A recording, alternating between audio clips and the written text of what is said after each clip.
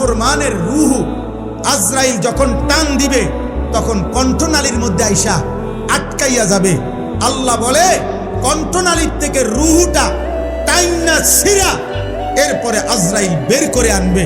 আল্লাহ বলেন এরকম ভয়ানক কষ্টের নিকৃষ্ট মৃত্যু হলো কেন এই বেঈমানের? আল্লাহ নিজে বলছে কারণ দুইটা, ফালা সাদ্দাকা ওয়ালা সাল্লা।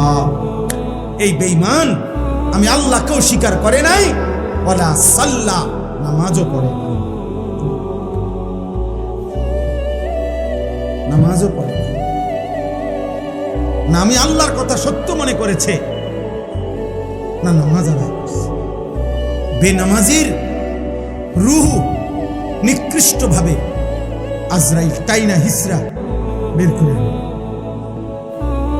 হাদিসে নবীজি উদাহরণ দিছে, কোন লোহার শিক যেটার মধ্যে আগুনের মধ্যে কাবাব অথবা কাবাব বানাইছে, এই আগুনের শিকের কাবাব উপরের অংশ খোলার পরে মনে করেন এই গোশতের কিছু টুকরা শিকের মধ্যে লাগিয়া থাকে, এগুলো যেমন টাইনা টাইনা চিরা চিরা বাইর করে, খোদার কসম নবী বলছে নাফরমানের রূহ তার কণ্ঠনালী থেকে এরকম টাইনা টাইনা চিরা চিরা বাইর করে।